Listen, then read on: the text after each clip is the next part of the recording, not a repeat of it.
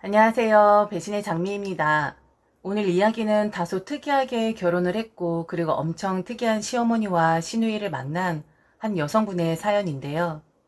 연애부터 결혼 그리고 시집살이가 심상치 않습니다. 과연 이 사연자분에게 어떤 사정이 있었는지 사연 속으로 들어가 보겠습니다. 저는 30대 후반의 여성입니다. 남편이 있고 아들을 하나 키우고 있어요. 저는 금융 쪽에서 일하고 있고 남편은 영업 쪽 일을 하고 있습니다. 결혼 전이나 결혼 후에나 저를 사랑하는지 아닌지도 모를 남편이었는데 요즘은 저를 아껴주고 사랑해주는 것을 실감합니다. 특히나 시어머니랑 시누이랑 인연을 끊다시피 한 최근에는 더더욱 저를 많이 위해주고 챙겨주더라고요. 본인 말로는 심경에 많은 변화가 있었다고 하더군요. 남편에게 물어본 적이 있습니다. 소 닭 보듯 했으면서 왜 사람이 180도 변한 것이냐고 말이죠. 남편이 그러더군요. 사랑은 원래 움직이는 거잖아. 당신도 알다시피 원래는 결혼까지 할 생각은 아니었는데 어찌하다 보니 결혼까지 하게 됐고 솔직히 당신도 결혼할 때 나한테 많이 바란 거 아니었잖아. 그런데 살다 보니까 당신이 너무너무 좋은 사람인 거 알겠더라고. 역시 아내는 외모보다 마음씨가 중요한 거였어. 다행히 난 그걸 늦지 않게 깨달은 것이고 내가 운이 좋은 거지. 당신 같은 사람 만나서 잘 살고 있으니까. 미안해. 그리고 고마워. 남이 들으면 헛구역에 날 만큼 느끼하겠지만 저는 눈물이 앞을 가릴 정도로 기쁘고 가슴이 벅차 올랐습니다. 세상에 아무도 내 편이 없었는데 기댈 수 있는 내 편 한 명이 생긴 것이죠. 사실 저는 부모님이 불의의 사고로 대학 신입생 때 돌아가시고 그 뒤로 쭉 혼자였었거든요. 이모와 삼촌, 고모와 작은 아버지가 있었지만 그들 모두는 부모님의 사망보험금을 어떻게 하면 가로챌 수 있을까 연구만 했던 사람들이라서 친족의 연을 끊었었고 저는 형제 자매가 한 명도 없는지라 결국 의지할 사람이 주변에 한 명도 없었습니다. 그런데 거기다 어찌하다 보니 결혼한 남편도 저를 사랑하지 않았어요. 모르고 결혼한 것도 아니고 알고 결혼했지만 남편의 무관심과 심드렁함 때문에 사는 것이 더 외롭고 힘들었습니다. 그런데 결혼 2년여 만에 남편으로부터 진짜 사랑받는다고 생각하니 어깨춤이 절로 나는 것 같네요. 남편을 처음 만난 것은 2014년 말경이었습니다. 당시 저는 제2금융 업체 대출창구 직원이었어요. 남편은 신용대출을 받으려고 저와 상담을 했죠. 가능한 빨리 최대한 많이 대출해 달라면서 제게 연신 부탁한다고 하더라고요. 그렇다고 많이 해줄 수 있는 것도 아닌데 어떤 사정인지 몰라도 급박해 보였습니다. 남편의 첫인상은 한마디로 준수하다였어요. 이목구비가 뚜렷하고 키도 훤칠했고 호감형인 사람이었죠. 처음 만남에는 대출 상담해주고 상품 소개해주고 준비 서류들을 알려주며 준비되는 대로 다시 찾아오라고 했어요. 그리고 며칠 뒤에 다시 제게 찾아왔습니다. 저는 서류들을 검토했고 가족관계 증명서에 낯익은 이름이 보이더라고요. 저도 모르게 남편에게 지나가듯이 혼잣말을 했었죠. 얘가 왜 여기서 나와? 얘 엄청 날라리 싸가진데? 아닌가? 저도 모르게 튀어나온 말에 긴장하며 절 쳐다보고 있었던 남편이 뭐 잘못된 게 있냐고 반문하더라고요. 저는 순간 얼굴이 새빨개져서 횡설수설했었죠. 제 고등학교 동창생 이름이랑 똑같아서요. 엄청 유명한 친구였거든요. 근데 생년도 저랑 같네요. 혹시 아니겠죠? 땡땡여고 맞나요? 남편은 그렇다고 했고 여동생 친구시냐면서 무슨 이런 인연이 있냐며 반가워하였습니다. 그런데 솔직히 저는 전혀 반갑지 않았어요. 남편의 여동생은 학교에서도 유명한 날라리에 패거리를 이루며 다니고 동호생들에게 위화감을 조성하는 친구였거든요. 저는 더 얽히기 전에 빨리 대출을 마무리 지어주려고 했습니다. 그런데 당시 남편의 소득에 대비해서는 대출 금액이 많지 않았었죠. 남편은 7천만 원을 요구했지만 서류상으로 해줄 수 있는 금액은 절반의 3,500만 원이었습니다. 그랬더니 남편은 그 돈이 꼭 필요하다며 해달라고 떼를 쓰더군요. 저는 상담 직원일 뿐이었고 대출금액 산정은 제 영역이 아니었기에 도와줄 수 없었죠. 본인도 더는 안 되는 줄 아는지 포기하고 돌아갔고 저는 남편에게 모쪼록 잘 되시라고 말해 주었습니다. 그리고 얼마 뒤에 사무실로 남편에게 전화가 왔어요. 대출 실행 때 문의사항 있으면 전화 주라고 명함을 주었었거든요. 남편이 그러더라고요.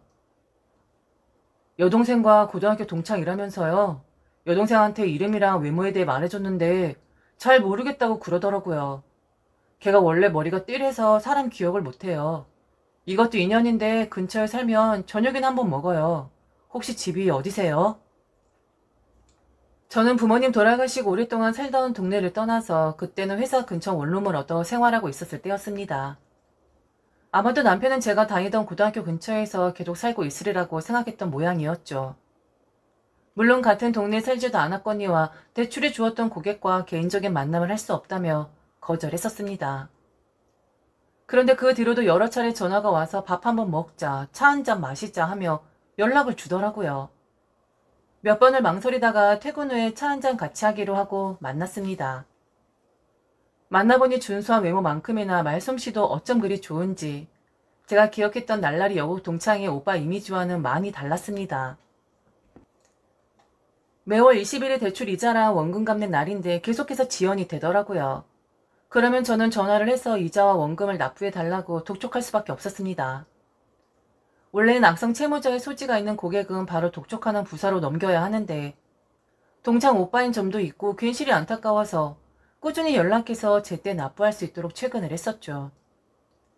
남편도 직장이 있는지라 돈이 아예 없진 않았기에 제가 연락하거나 그러면 다행히 입금을 시킬 수 있었나 보더라고요. 근데 그게 참 그렇더라고요. 돈이 있으면 독촉하기 전에 제 날짜에 보내면 될 것을 꼭 제가 안달난 사람처럼 연락해서 입금시키라고 해야 돈을 넣는 것이 참 아쉬운 부분이었습니다. 계속 그렇게 간간히 연락하며 지내고 있다가 어느 날은 저희 고등학교 단짝 친구를 만나서 오랜만에 수다를 떨고 있었죠. 문득 남편의 날라리 여동생이 생각이 나더라고요.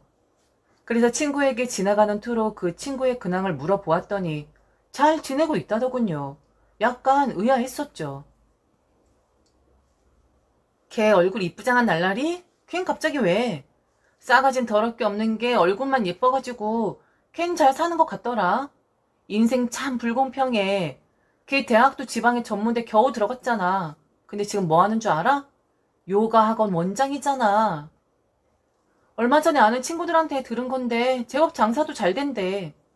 학교 다닐 때 지 맘에 안 든다고 애들 무리지어 다니면서 왕따 시키고 뺨도 때리고 하더니만 어떻게 그런 애가 더 잘 될 수가 있는 건지 세상 참 아이러니하다. 너도 걔 때문에 피해봤잖아. 왜? 갑자기 복수라도 하려고? 제가 무슨 힘이 있어서 복수를 하겠나요? 그냥 웃고 말았죠. 사실 나중에 제기는 시누이가 되는 그녀 때문에 학교 다닐 때 마음고생 많았었습니다.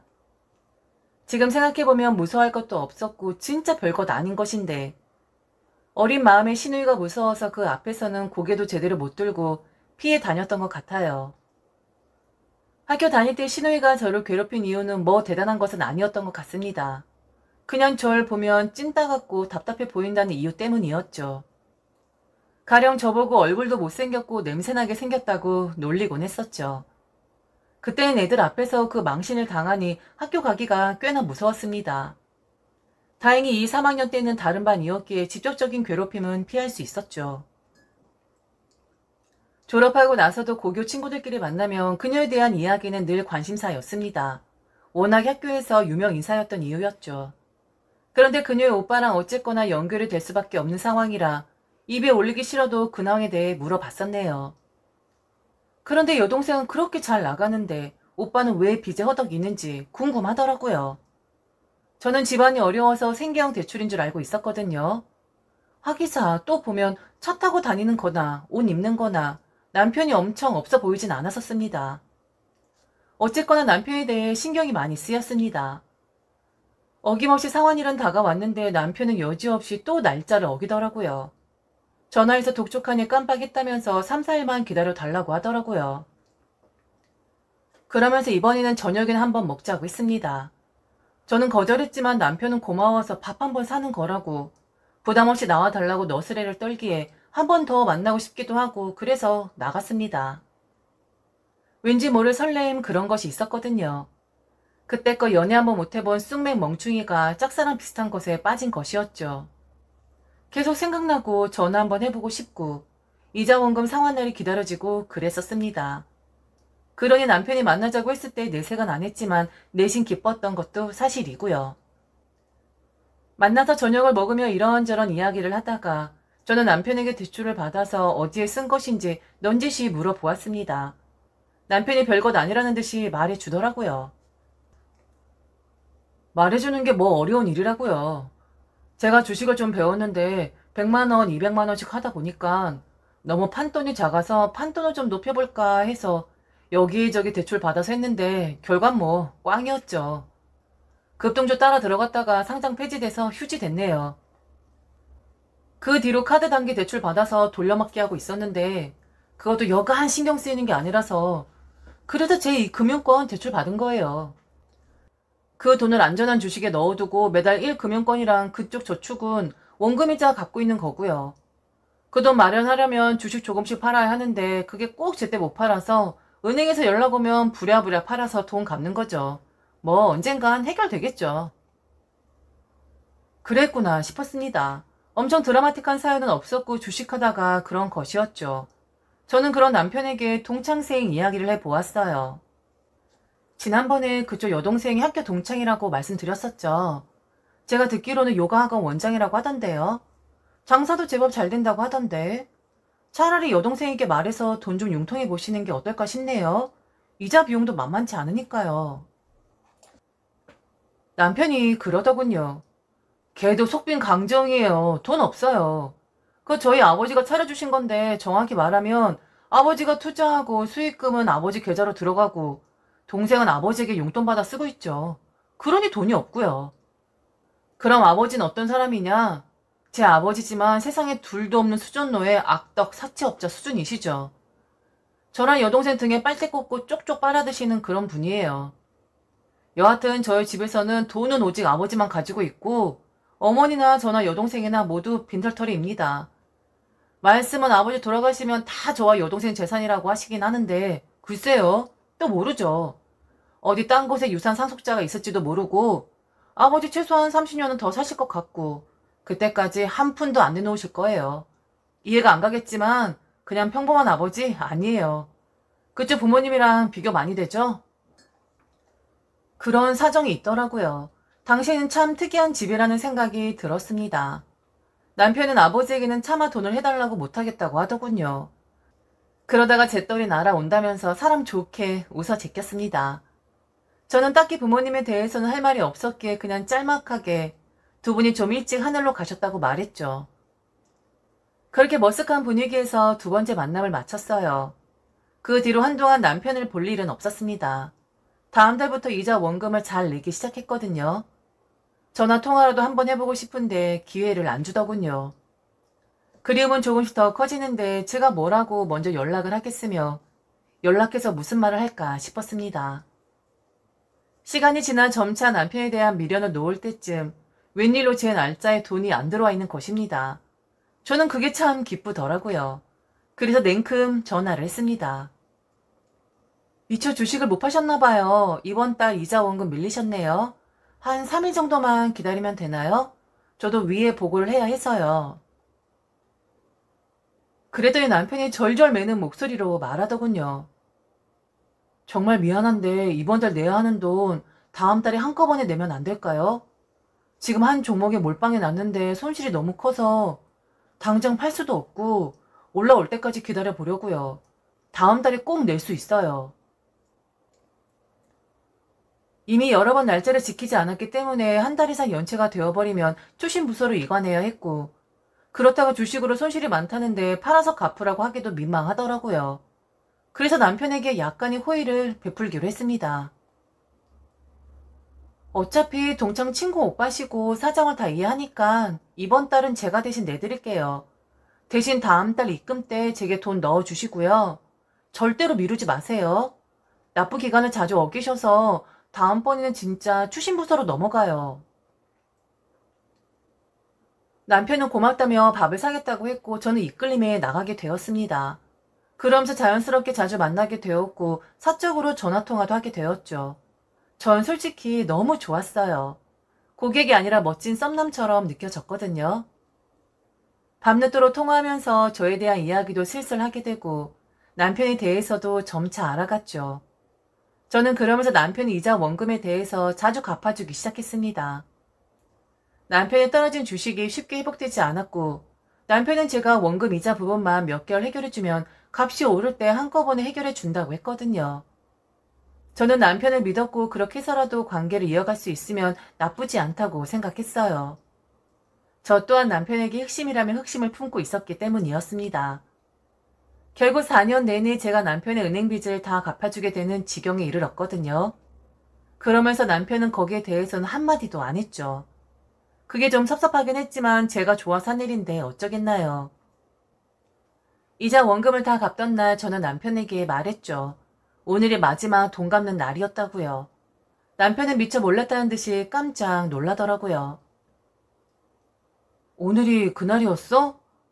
고맙다 정말. 내가 최대한 빨리 마련해서 네 돈 다 갚아줄게. 벌써 시간이 그렇게 됐구나. 그건 그거고 오늘은 진짜 술 한잔 같이 마시자. 근사한 와인바 알고 있어. 저는 정말 순수하게 남편의 빚이 다 갚아줬으니 기분 좋으라고 한 말이었는데 그날따라 남편은 떨떠름한 듯이 그렇더라고요. 그날 생전 처음으로 분위기 묘한 와인바를 가보았고 때마침 창밖으로 눈이 내리고 있었습니다. 제 인생에서 그날처럼 여유롭고 마음 편한 날이 없었어요. 갑자기 눈물이 나더라고요. 그냥 맥이 탁 풀리는 게 부모님도 보고 싶고 뭔가 안도감도 느껴지고 이상한 날이었습니다. 남편은 갑자기 우는 제 모습에 왜 그러냐며 안절부절 못했고 혹시 돈 때문에 그런 것이면 각서까지 써준다고 했죠. 서로 주거니 받거니 하며 진짜 만땅 취했던 것 같아요. 그리고 그날 4년 만에 처음으로 남편의 품에 안기게 되었습니다. 저는 그날이 남편과의 교제 첫날이라고 생각했어요. 그런데 그 이후로 남편과 저는 되게 어색해졌습니다. 남편이 저를 피하는 모양새였고 제가 남편을 따라다니는 형국이었죠. 하기사 쟤까짓 게 무슨 멋진 남자며 그런 근사한 남자를 만날 수 있겠어요. 저는 제 분수를 너무 잘 알고 있었죠. 외모 면에서는 그다지 잘나지 않았거든요. 빼빼이 마른 몸매, 쌍꺼풀도 없는 밋밋한 눈매에 피부도 하얗지도 않고 30대 초반의 나이임에도 30대 중반은 훌쩍 넘어 보였죠. 여러 날 고민 끝에 이건 추억이구나 라는 생각을 했어요. 그리고 남편을 마음속으로 떠나보내기로 했죠. 어쨌거나 저도 사심을 가지고 남편의 빚을 갚아주었던 것이기에 주면 받는 거고 안 주면 못 받는 거고 그렇게 생각하기로 했습니다. 이별을 말하는데 제가 굳이 찾아서 고할 필요는 없었죠. 그냥 그렇게 연락이 끊겨도 좋다는 심정이었습니다. 그 뒤로 남편은 거의 진짜로 한 달가량 연락이 없었어요. 섭섭하긴 했지만 당연한 것이라고 생각을 했고 스스로 위로해가며 이별을 받아들였습니다. 그러다가 부끄럽지만 임신한 사실을 알았네요. 황당하기도 하고 저 스스로가 참 바보 같다는 생각을 했습니다. 저도 고민을 끝낸 상태에서 조언을 구해볼까 하고 친한 친구를 만나서 상의를 했어요. 물론 남편에 대해서는 누군지 말 안 했죠. 저는 친구에게 미혼모의 삶을 살겠다라고 했고 친구는 저보고 환장할 것이라고 타박하면서 진심으로 울어줬죠. 친구는 일찍 결혼해서 출산의 경험이 있었기에 저를 도와주겠다고 했습니다. 진짜 엄청난 응원군을 만난 심정이었죠. 그렇게 저는 친구와 둘이서 임신 관리를 했고 배가 불러올 무렵에 저축은행에는 휴직계를 냈습니다. 건강상의 이유라고 둘러댔는데 다행히 1년간의 시간을 주더라고요. 그냥 나가라고 할 줄 알았는데 제가 좀 상부에 잘 보였던 모양입니다. 그러던 어느 날 낯선 번호로 전화가 왔고 긴가민가 하고 받았는데 남편이었습니다. 화를 내더라고요. 전화번호도 바꾸고 잠적은 왜 한 건데? 은행에 전화했더니 건강상 휴직했다고 해서 내가 얼마나 놀라는 줄 알아? 내 여동생 통해서 너랑 친했던 동창들에게 물어서 전화번호 겨우 알아냈네. 도대체 무슨 일이야? 그럴 린 없겠지만 혹시 나랑 관계된 일이야? 고등학교 동창 여자 중에 누가 제 전화번호를 알아갔다고 친한 친구에게 이야기를 들었던 터라 혹시나 남편에게 전화가 오는 것은 아닐까 일말의 기대가 있었는데 남편이 맞았던 것이죠. 저는 남편을 만나서 그간의 사정을 이야기했어요. 허심탄회하게요. 그러면서 미혼모의 길은 제가 선택한 것이고 남편에게 책임질 생각이 없다고 했죠. 그리고 혹시라도 육아하게 되면 돈이 많이 들지 모르니 시간 되면 돈이나 좀 일부 갚아달라고 너저분 떨지 않고 진짜 쿨하게 말해줬죠. 남편은 입을 벌리고 황당하다는 듯이 말을 잇지를 못하더라고요. 남편은 생각할 시간을 달라면서 며칠 연락이 없더니만 전혀 기대치 않던 결혼을 하자고 했습니다. 내가 착한 남자는 아니어도 그래도 나쁜 남자도 아니야. 이런 일 있었으면 먼저 이야기를 했었어야지. 솔직히 네 돈 빨리 갚아주고 어정쩡한 이 관계 정리할까 생각도 했었어. 그런데 너 빼고 내 주변에 있는 여자들은 정말 다 야가 빠졌더라. 그래서 나도 고민할 시간이 필요했고 너랑 진지하게 만나볼 생각으로 전화했었는데 전화번호는 없는 번호라고 나오고 그래서 은행에 전화했더니 건강상의 이유로 휴직했다고 하니 머릿속이 하얘지더라고. 그리고 설마 했어. 그렇게 임신이 될 줄은 말이야. 아무튼 다 지난 일이고 어쩔 수 없지 뭐. 결혼해야지. 나 최소한의 책임은 질 줄 아는 사람이라고. 그렇게 저는 남편의 주도하에 얼떨결에 결혼하게 되었네요. 친한 친구는 남편의 존재를 알았고 그 남자가 고등학교 때 날라리 동창의 오빠인 것을 알고는 뒤로 넘어가려고 하더라고요. 너 걔가 어떤 애인지 몰라서 그래? 걔 보통 넘는 애잖아. 반반한 거 믿고 남자한테만 살랑살랑거리고 지 친구들한테는 얼마나 못되게 구는 앤데 걔 성격 그대로란다. 최근에 다른 친구 만났을 때 소문 들었는데 그렇게 여우짓 많이 하고 다닌대. 이 남자 저 남자 찝쩍거리면서 간 보는 건 여전하고 싸가지가 바가지라더라. 너 어쩌려고 그러냐? 설마 하니 이제 옳게 될 사람에게 그렇게 하기야 하겠냐며 웃어 넘겨주었습니다. 그리고 결혼식 전 인사 갔을 때 드디어 만나게 되었어요. 그땐 배가 한창 불러 있었죠. 시아버지는 그런대로 저를 인정해 주시는 것 같았는데 시어머니와 동창 시누이는 표정에서 마음에 안 든다는 표시가 뚝뚝 떨어졌습니다. 두 사람 다 저를 고깝게 쳐다보지도 않았고 되게 한마디 하려고 귀에만 보고 있는 것 같았어요. 첫 인사를 마치고 며칠 뒤에 남편이 그러더군요. 우리 어머니랑 여동생은 내가 이렇게 결혼할 줄 몰랐나 봐. 내가 뭐 그렇게 대단한 것도 아닌데 내가 좀 더 똑똑하고 잘난 여자를 만났을 거라나 뭐라나.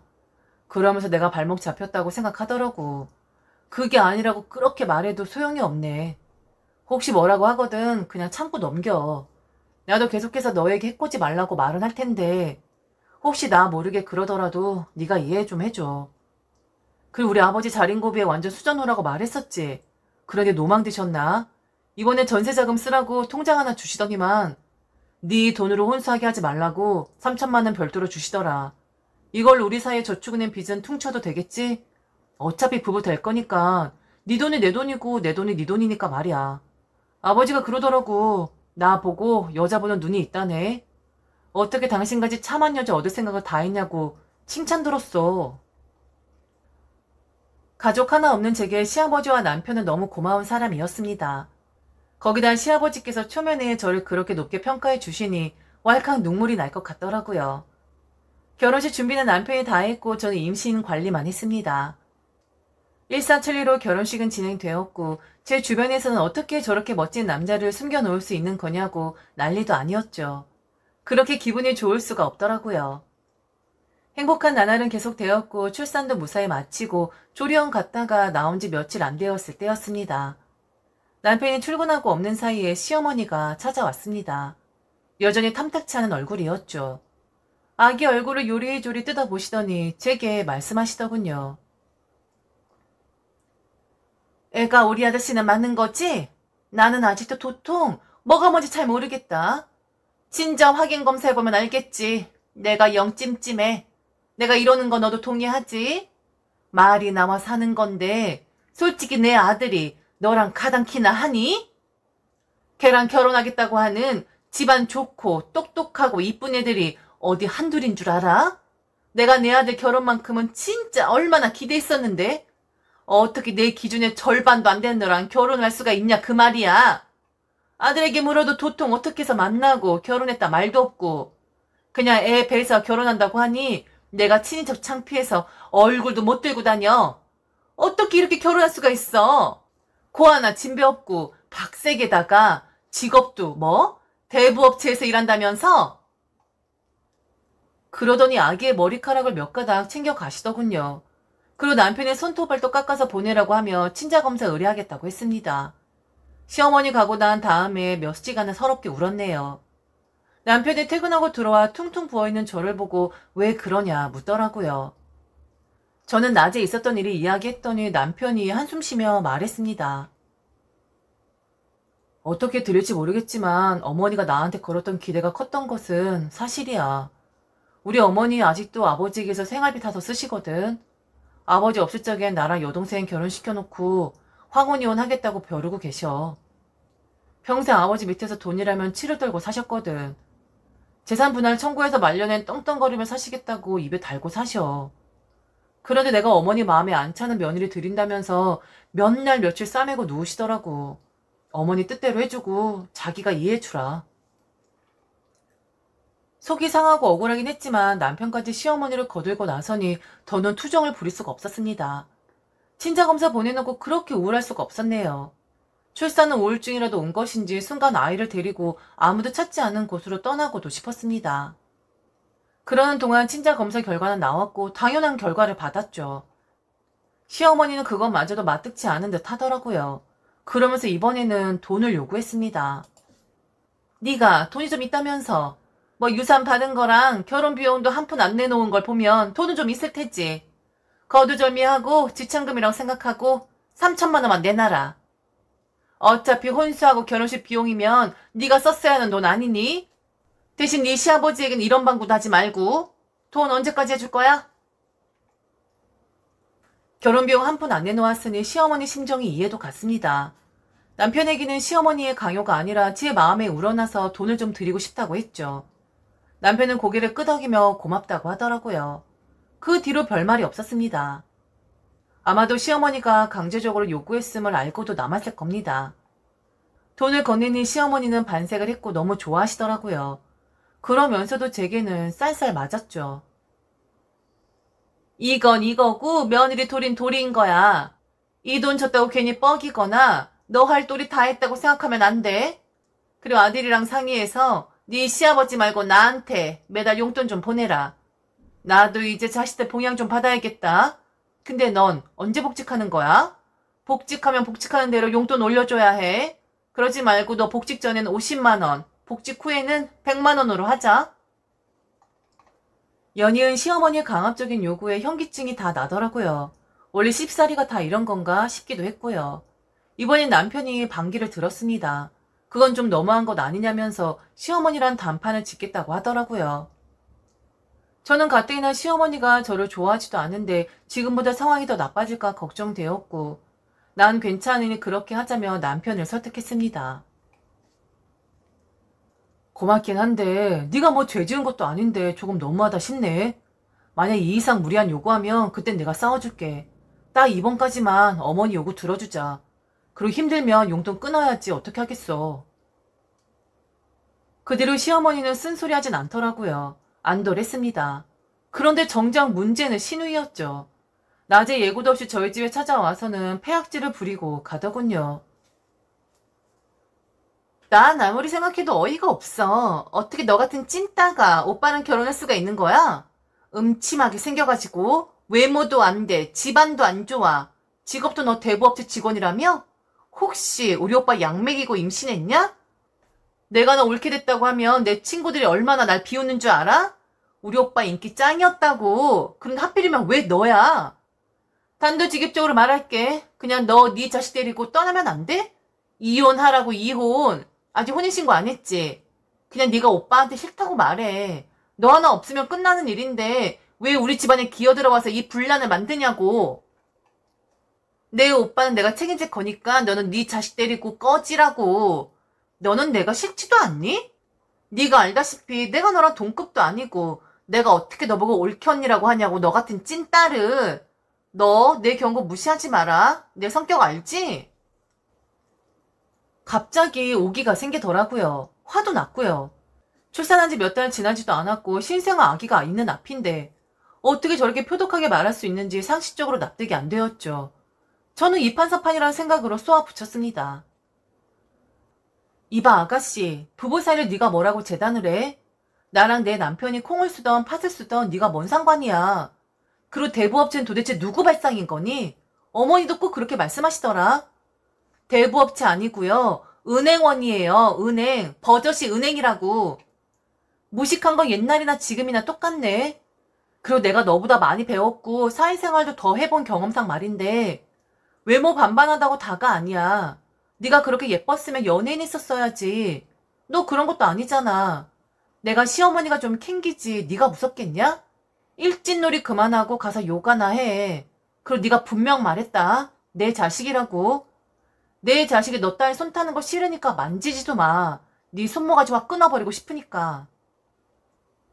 새파랗게 질려가지고 고래고래 소리를 지르며 난리를 치더군요. 씩씩대고 간 시누이가 당연히 시어머니에게 뭘 했을 것이고 시어머니도 어쩌면 그럴 수가 있는 거냐며 말도 안 되는 트집을 잡더라고요. 그렇게 1년간을 시어머니와 시누이에게 괴롭힘 당했네요. 중간에서 남편이 시어머니와 시누이에게 말도 안 되는 잔소리 듣기도 했고요. 남편은 두 사람에게 화도 내보고 달래보기도 했지만 요지부동이었습니다. 그러다가 최근 설날 때 일이 터지고야 말았어요. 시누이가 집에 남자를 데리고 온다고 하더라고요.